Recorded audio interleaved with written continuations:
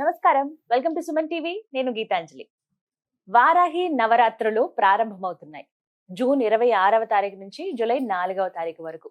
అయితే ఈ 9 రోజుల పాటు అమ్మవారిని అసలు ఎలా కొలుచుకోవాలి, ఏ రోజులు ఏ రూపంలో అమ్మవారిని కొలవాలి, అలాగే ఎటువంటి నైవేద్యాన్ని సమర్పించాలి, అసలు అమ్మ ఏ రూపంలో దర్శనమిస్తుంది, ఆ రూపంలో అమ్మని మనం కొలవటం వల్ల కలిగేటువంటి ఫలితాలు ఏమిటి, అమ్మ ఏమి అనుగ్రహిస్తుంది, తెలుసుకుందాం. వీటి గురించి వివరించేందుకు ప్రస్తుతం మనతో పాటు ఉన్నారు ప్రముఖ జ్యోతిషులు బ్రహ్మశ్రీ నందిబట్ల శ్రీహరి శర్మ గురువు గారు. మొదటి రోజున అమ్మవారిని ఎలా కొలుచుకోవాలో గురువు గారి మాటల్లో విని తెలుసుకుందాం. గురుగారు నమస్కారం అండి. వాగర్థావివ సంపృక్తౌ వాగర్థ ప్రతిపత్తయే జగతః పితరౌ వందే పార్వతీ పరమేశ్వరౌ ఆదిత్యాయ చ సోమాయ మంగళాయ బుధాయ చ గురు శుక్ర శనిభ్యశ్చ రాహవే కేతవే నమః. శృంగేరి జగద్గురు పీఠాధిపతులకి కంచి పీఠాధిపతులకి నమస్కారములు తెలియజేసుకుంటూ కార్యక్రమాన్ని ప్రారంభిద్దాం. గుప్త నవరాత్రులలో భాగంగా వారాహి అమ్మవారి నవరాత్రులు 26 నుంచి జూలై నుంచి ప్రారంభమవుతున్నాయి కాబట్టి 26వ తారీఖు రోజున మొట్టమొదటి వారాహి రూపము అమ్మవారిని ఉన్మత్త వారాహి రూపంలో అమ్మవారిని కొలుచుకోవాలి. ఈ ఉన్మత్త వారాహి అనేటువంటిది ఏంటంటే స్త్రీ వరాహము అని చెప్పబడింది మనకు శాస్త్రంలో. ఈ అమ్మవారు 8 భుజాలు కలిగి ఉండి ప్రతి చేతిలో ఒక దంతము మరియు ఒక కమలం అంటే ఈ తామర పుష్పము ఉంటుంది అమ్మవారి యొక్క అవతార వర్ణనలో. ప్రధానంగా ఈ అమ్మవారి యొక్క వాహనము గేదె వాహనమట. ఈ అమ్మవారు ఎన్ని కష్టాలు వచ్చినా ఈ అమ్మవారిని ఈ ఉన్మత్త వారాహి రూపంలో కొలవడం ద్వారా ఎన్ని కష్టాలు వచ్చినా మన వెన్నంటే ఉంటుందని మనకు శాస్త్రం. ప్రధానంగా ఈ అమ్మవారిని పూజ చేయడం ద్వారా మొదటి రోజున ఉన్మత్త వారాహి రూపంలో ఈ అమ్మవారిని పూజ చేయడం ద్వారా సమస్త ఆటంకాలు ఆపదల నుంచి మనల్ని రక్షిస్తూ వస్తుందని చెప్పబడింది. ప్రత్యేకంగా జీవితంలో స్థిరత్వము, శాంతి మరియు ధైర్యాన్ని కూడా కలిగిస్తుందట, ధనవంతుల్ని కూడా చేస్తుందట. ఎందుకంటే వారాహి అమ్మవారు సాక్షాత్తు లక్ష్మీ అమ్మవారి స్వరూపమే. వరాహమూర్తి విష్ణు అవతారం అయితే లక్ష్మీ అమ్మవారి స్వరూపమే ఈ వారాహి అమ్మవారు. ప్రతి అమ్మవారికి కూడా నవరాత్రులు ఉన్నట్టుగానే 9 అవతారాలు ఉన్నట్టుగానే ఈ వారాహి అమ్మవారికి కూడా నవరాత్రులు 9 అవతారాలుగా చూస్తారు. మొట్టమొదటి ఈ ఉన్మత్త వారాహి రూపము కాబట్టి ఈ అమ్మవారిని పూజించడం ద్వారా స్థిరత్వం వస్తుంది అన్నప్పుడు ఇక్కడ ఈ అర్థాన్ని చూసుకోవాలి. అంటే చాలా మందికి ఉద్యోగం ఉంటుంది కానీ స్థిరత్వం పర్మనెంట్ కాదు, స్టెబిలిటీకి ఉండదు, పర్మనెంట్ జాబ్ కాదు. కొంతమంది జీవితంలో వయసు వస్తుంటది కానీ ఒక చోట స్థిరత్వంగా ఒక సంపాదన ఉండదు. వీరికి ఎప్పుడు వస్తుందో స్థిరత్వం అని చెప్పి తల్లిదండ్రులు బాధపడుతుంటుంటారు. కాబట్టి స్థిరత్వం అంటే అది పర్మనెంట్ సొల్యూషన్. ఏదైనా ఒక సమస్య ఉన్నది అని అంటే ఆ సమస్యకి పర్మనెంట్ సొల్యూషన్ అనేటువంటిది ఈ అమ్మవారిని ఉన్మత్త వారాహి రూపంలో మొదటి రోజున కొలవడం ద్వారా ప్రతి మానవులకి ఈ యొక్క స్థిరత్వం అనేది వస్తుంది. అంటే ఉద్యోగ భద్రత ఉంటుంది, జీవితంలో భద్రత ఉంటుంది, సమస్యల నుంచి మనం బయటపడతాం. ఈ అమ్మవారికి పాలతో చేసినటువంటి నైవేద్యం ఏదైనప్పటికీ కూడాను ఇవ్వాలి. పొంగలి నైవేద్యంగా పెడితే చాలా మంచిది. ఈ అమ్మవారిని హోమం చేసుకోవడం ద్వారా కూడా సమస్తమైనటువంటి శుభాలు కలుగుతాయి. అందుకని ఇంట్లో చేయటం హోమాల్లో మన పీఠం ఆధ్వర్యంలో జూలై 5వ తారీఖు రోజున దశమి తిథి రోజున స్వాతి నక్షత్రంతో కూడుకున్నటువంటి దశమి తిథి రోజున హోమాలు జరుగుతున్నాయి. ఆ హోమాల్లో మధ్యాహ్నం 3 గంటలకి ప్రారంభమవుతుంది. 12 లోపల గోతనామాదులు నమోదు చేసుకోవచ్చు. ఈ హోమాల్లో ఈ వారాహి హోమాల్లో 9 అవతారాలు కదమ్మా, 9 వారాహిల యొక్క హోమాన్ని మనం చేయడం జరుగుతుంది. ఈ కార్యక్రమంలో నమోదు చేసుకున్నటువంటి వాళ్ళకి శక్తిపాతం చేయబడినటువంటి శంకరుంగలి మాలని ఇవ్వడం జరుగుతుంది. చిన్న సందేహం గురువు గారు, ఇప్పుడు అమ్మవారి మొదటి రోజు కదండి, చాలా మందికి ఇదే కాస్త కన్ఫ్యూజన్ ఉంటుంది. ఎలాంటి ఫోటో పెట్టుకోవాలి అమ్మవారిది? 9 రోజుల పాటు ఆ ఫోటోనే ఉంచాలా, కలశం కూడా పెట్టుకోవాలా అని అడుగుతూ ఉంటారు. కలశం పెట్టుకోగలిగేటువంటి వాళ్ళు కలశం పెట్టుకోవచ్చు. విగ్రహాన్ని పెట్టుకునేటువంటి వాళ్ళు విగ్రహం పెట్టుకుని ప్రతిరోజు ఉపచార పూజలు చేయవచ్చు.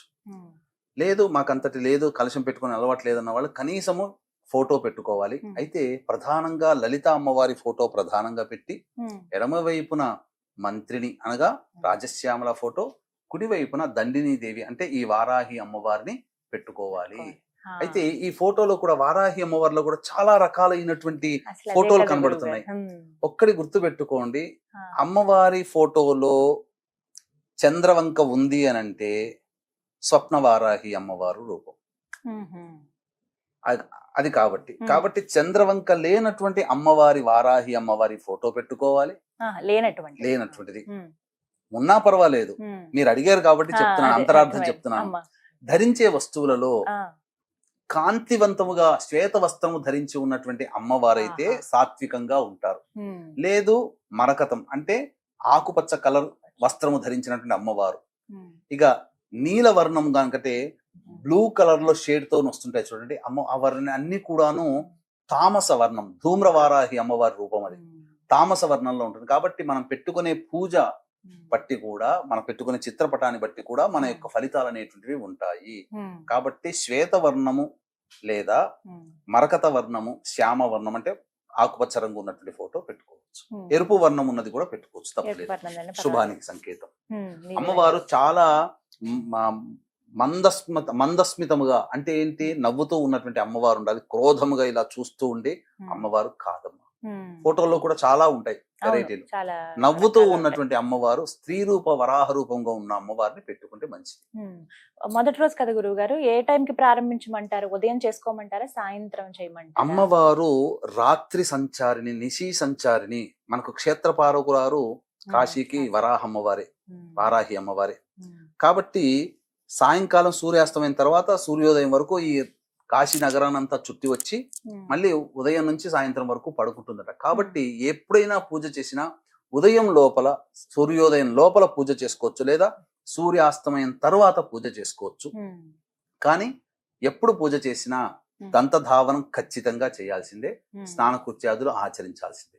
సాయంకాలం పూట చేస్తే అమ్మవారు చాలా విశేషంగా ఉంటుంది. సాయంత్రం పూజ అంటారు కదా గురువు గారు, మరి ఉదయం అంతా ఉపవాసం ఉండాలంటారా? ఉపవాసం ఉండవచ్చునమ్మ, తప్పులేదు. అందుకనే ఉపవాసం ఉంటే మంచిదే. ఉపవాసం లేనటువంటి వాళ్ళు, అంటే అమ్మవారి అనుగ్రహం తీక్షణంగా కలగాలనుకునే వాళ్ళు ఉపవాసం ఉండవచ్చు. తొందరగా కలగాలి అనుకునే వాళ్ళు నిష్టగా చేయగలిగితే చేయవచ్చు. కానీ ఒకటి ఏంటంటేనమ్మా, అంటూ సొంటూ కలుపుకునే వాళ్ళు ఉంటారు కదా, చేయకపోవడమే మంచిది. ఎందుకనంటే ఇది కలుపుకునేటువంటి సందర్భంలో ఉన్నప్పుడు అమ్మవారు చాలా తీక్ష్ణమైనటువంటి దేవత, తామసికమైనటువంటి దేవత. ఈ ప్రభావం వల్ల జరిగేటువంటి నష్టం ఏంటంటే అమ్మవారికి శుచి శుభ్రత, ఎత్ర శుచి తత్ర దేవత. కాబట్టి శుచి శుభ్రత లేకుండా అన్ని మన ఇంట్లో మనం కలుపుకుంటామంటే మాత్రం అస్సలు కుదరదమ్మా, చేయకుండా ఉండే. ఎందుకంటే ఇప్పుడు ఇంట్లో పాస్ అయ్యేటువంటి కరెంటు వైరు ముట్టుకుంటే షాక్ కొడుతుంది, జలకిస్తుంది. కానీ మన ఇంటి ముందర వైరు పోతుంది కదా అని చెప్పి హై టెన్షన్ వైర్ పట్టుకుంటే ప్రాణమే పోతుంది. హై టెన్షన్ వైర్ లాంటిది వారాహి అమ్మవారు. కాబట్టి తేడా తెలుసుకొని నిష్టగా ఉండగలిగితే, బ్రహ్మచర్య వ్రతాన్ని ఆచరించగలిగితే ఈ నియమాన్ని పాటించవచ్చు. గురుగారు, మరి ఇంకా చాలా సందేహాలు ఉన్నాయండి. మరి అమ్మవారిని ఎలా పూజ చేయాలి, ఇవి కూడా వివరించండి. అమ్మవారు మనకు ఈ సంబంధించినటువంటి లలిత అమ్మవారిలో సైన్యాధ్యక్షురాలుగా ఈ అమ్మవారి గురించి చెప్పడం జరిగిందమ్మా. ఈ అమ్మవారు రథం పేరట కిరిచక్రము అని అంటారు. అంటే 1000 వరాహములు ఉండి లాగుతూ ఉంటే అమ్మవారు రథం మీద కూర్చొని వస్తూ ఉంటుందట ఈ అమ్మవారు. చాలా విశేషమైనటువంటి అమ్మవారమ్మ. ఈ అమ్మవారికి సంబంధించి విశేషమైనటువంటి ఏ నెలలోనైనా కానీ ఈ అమ్మవారి అనుగ్రహం కావాలి అనుకున్నటువంటి వాళ్ళు రేవతి నక్షత్రం రోజున ఈ అమ్మవారి పూజ, అర్చన, అభిషేకము, హోమము చేస్తే ఈ అమ్మవారు అతి శీఘ్రంగా ఫలిస్తుందట, రేవతి నక్షత్రం ఉన్న రోజున చేస్తే. అలాగే ఈ అమ్మవారు ఎవరయ్యానంటే సాక్షాత్తు విష్ణువు వరాహ అవతారం అయితే ఆ వరాహ రూపానికి జోడీగా లక్ష్మీ అమ్మవారు వారాహి అమ్మవారి రూపాన్ని ధరించి ఉన్నది.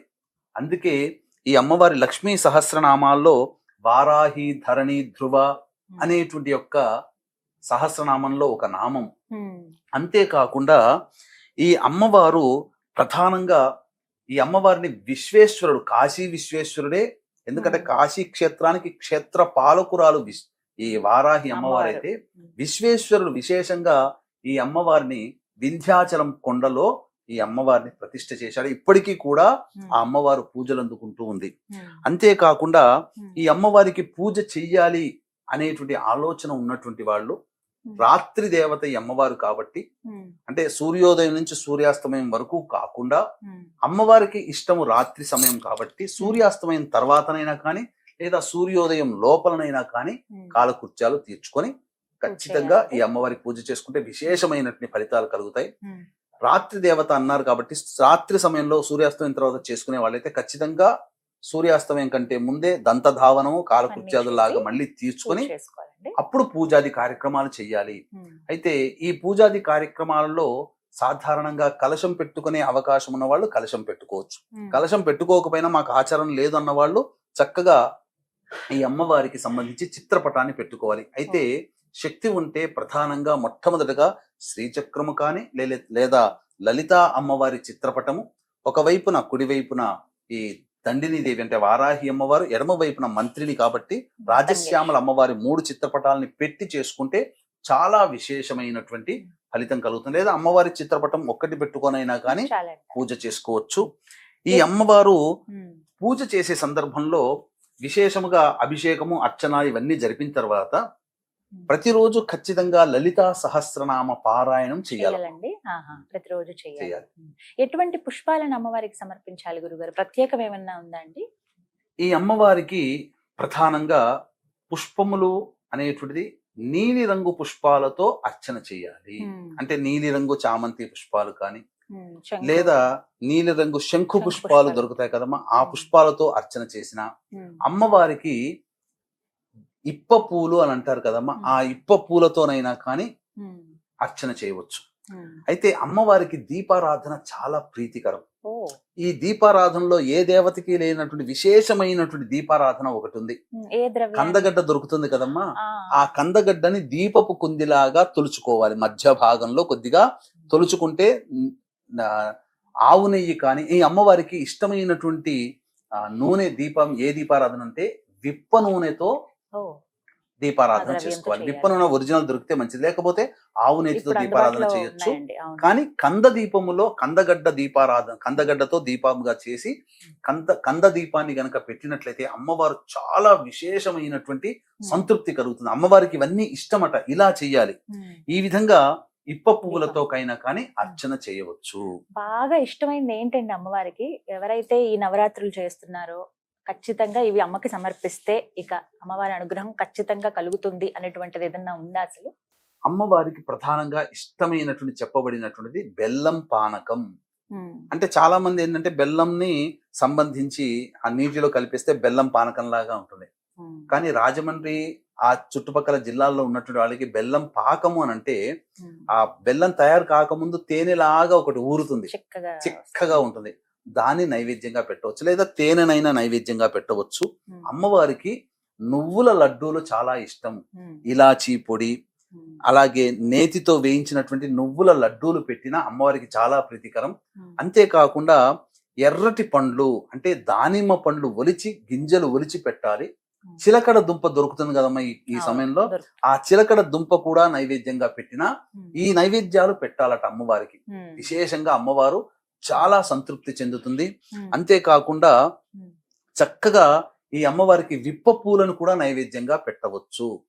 మరీ విశేషముగా పనస పండ్లని కూడా నైవేద్యంగా పెట్టమన్నది శాస్త్రం.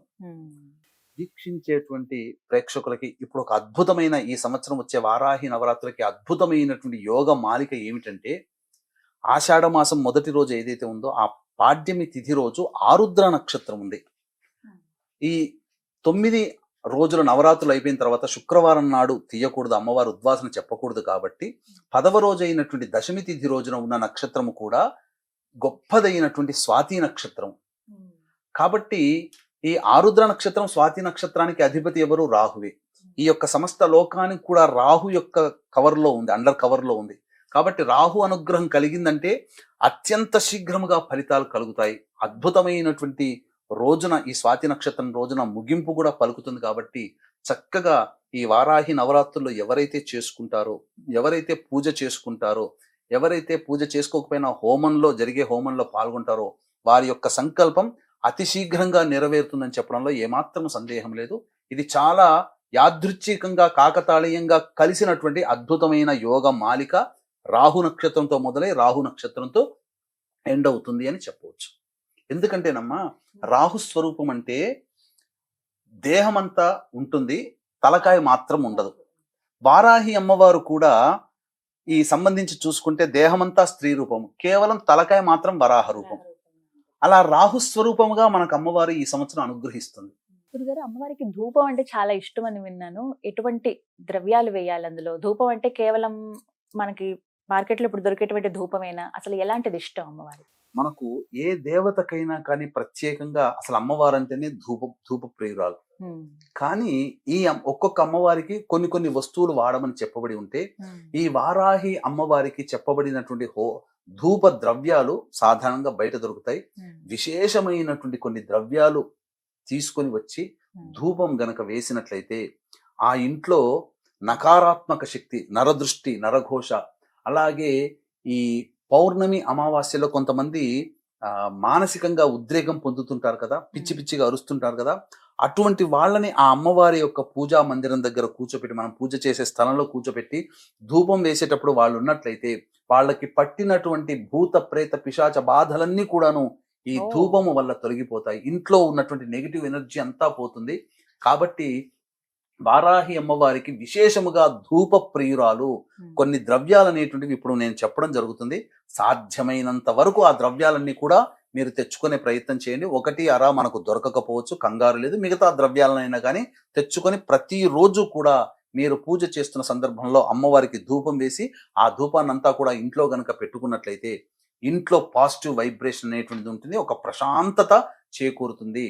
వీక్షించేటువంటి ప్రేక్షకులు కూడా గమనిక ఈ యొక్క సందర్భంగా ఈ 9 అవతారాలు 9 రోజుల పాటు 9 అమ్మవారికి విశేష అవతారాలుగా మనం చేస్తూ వస్తున్నాము, చెప్పుకుంటూ వచ్చాము. కాబట్టి ఆ అవతార రూపంగా కొలుస్తూ వస్తున్నాం. కాబట్టి ఇంట్లో పూజ చేసుకున్న, హోమం చేసుకుంటే చాలా మంచిది అని చెప్పి భావించేవాళ్ళు ఈ 9 రోజుల పాటు మనం పూజ చేసుకోలేకపోయామే, మనకు ఆ అమ్మవారి అనుగ్రహం ఎలా కలుగుతుందని చెప్పి పరితపించేటువంటి వాళ్ళకి చక్కటి తరుణోపాయంగా జూలై 5వ తేదీ రోజున దశమి స్వాతి నక్షత్రం కలిసినటువంటి రోజున మధ్యాహ్నం 3 గంటలకి మీ గోత్రనామాదులతో ఈ 9 వారాహి అమ్మవార్ల యొక్క హోమాది కార్యక్రమాలు జరిపించి శక్తిపాతము చేయబడినటువంటి శంకరుంగలీమాలని మీకు అందివ్వడం జరుగుతుంది. ఈ యొక్క కార్యక్రమంలో ఆ 5వ తారీఖు మధ్యాహ్నం 12 గంటల లోపల మీ గోత్రనామాదులు నమోదు చేసుకోవచ్చు. ఇక హోమ ద్రవ్యాలు చెప్పడం జరుగుతుందమ్మా, చాలా జాగ్రత్తగా వినండి. గుగ్గిలం అంటే తెలుపుదైనా నలుపుదైనా కానీ, యాలకుల పొడి, ఇలాచీ పొడి అంటారు అది, అలాగే పసుపు పొడి మరియు తెల్ల గురివింద గింజల పొడి, తరువాత తెల్ల ఈశ్వరి వేరు మనకు ఆయుర్వేదం షాప్లో కానీ పచారీ షాపులో కానీ దొరుకుతుంది. తెల్ల ఈశ్వరి వేరుని పొడి చేయడం, ఆ పొడి అయినా కానీ, తెల్ల జిల్లేడు పువ్వులు తీసుకుని వచ్చి నీడన ఎండించి అది ఆ ఎండించినటువంటి తెల్ల జిల్లేడు పువ్వుల యొక్క పొడిని, మిరియాల పొడి, మిరప పొడి, శొంఠి పొడి, మొత్తం ఈ 9 రకాల ద్రవ్యాలు ఎన్ని కుదిరితే అన్ని తీసుకుని వచ్చి ఆ యొక్క ధూపము గనుక అమ్మవారికి వేసినట్లయితే, మండుతున్నటువంటి ఆ బొగ్గు మీద వేసినట్లయితే ఆ ధూపం వెలువడుతుంది. ఆ ధూపానికి అనేక రకాలైనటువంటి దివ్య శక్తులు వారాహి అమ్మవారి యొక్క అనుగ్రహం కలుగుతుంది. ఈ వారాహి అమ్మవారి 9 రోజుల పాటు చేసిన తర్వాత హోమం కూడా చాలా విశేషమైనటువంటి. హోమం చేసుకునేటట్టయితే తోక మిరియాలు, తెల్ల ఆవాలు, పనస పండు అనేటువంటిది ఆ హోమ ద్రవ్యంగా వాడవచ్చు. ఇక అమ్మవారికి తాంబూల సేవనం అంటే చాలా విశేషం కాబట్టి సుగంధ భరితమైనటువంటి ఇలాచి, యాలకులు, జాజికాయ, జాపత్రి, పచ్చకర్పూరం కలిపినటువంటి తాంబూలాన్ని పెట్టి ఆ తాంబూలాన్ని ఎవరైనా తీసుకోవచ్చు. అంతేకాకుండా ప్రధానంగా ప్రతిరోజు కందదీపము పెట్టవచ్చు. ఆ కందదీపం పెట్టినటువంటి దాన్ని మరుసటి రోజు వాడుకోవచ్చు ఇంట్లో, లేదు 9 రోజులు అదే దీపం వెడుకోవచ్చు. కందదీపం 1, 2 అనేటువంటి ఎవరి శక్తి కొలది వాళ్ళు చేసుకోవచ్చునమ్మా. తప్పకుండా ఈ చెప్పినటువంటి విధి విధానంగా ఎవరైతే చేసుకుంటారో సంపూర్ణమైనటువంటి అమ్మవారి అనుగ్రహం కలిగి, ఆ వారాహి అమ్మవారి అనుగ్రహంతో మీ యొక్క కోరికలు సత్వరముగా నెరవేరి సకల శుభాలు మీ జీవితంలో కలుగుతాయని చెప్పడంలో ఏమాత్రం సందేహం లేదమ్మా. చాలా చక్కగా వివరించారండి. అసలు అంటే చాలా మందికి సందేహాలు ఇవన్నీ కూడా ఎలా చేసుకోవాలి ఏమిటి అని చెప్పి చాలా వివరంగా తెలియచేశారు. సంతోషం గురుగారు. చూసారు కదా, చక్కగా ఈ 9 రోజుల పాటు మనమైతే పూజలు జరుపుకుంటాము. ఏ రోజుకి ఆ రోజు ఎలా కొలుచుకోవాలో అమ్మవారిని తెలుసుకున్నాము. అలాగే గురువు గారి ఆధ్వర్యంలో జూలై 5వ తారీఖు అండి, ఇక 10వ రోజు అది దశమి, ఆ రోజున విశేషంగా వారాహి హోమం నిర్వహిస్తూ ఉన్నారు. 9 రూపాల్లో అమ్మవారిని ఏ విధంగా అయితే కొలుచుకున్నామో 9 రోజులు, అలా ఒకే రోజున ఈ 9 రూపాల హోమాలను నిర్వహిస్తున్నారు. ఎవరైతే భక్తులు పాల్గొనాలి అనుకున్నారో స్క్రీన్ మీద గురుగారికి సంబంధించిన నెంబర్స్ ఇస్తాను. కాల్ చేసి ముందుగా మీరు వివరాలు కనుక్కుని అలాగే మీ పేరు, గోత్రం నమోదు చేయించుకోండి. హోమంలో పాల్గొనండి. నమస్కారం.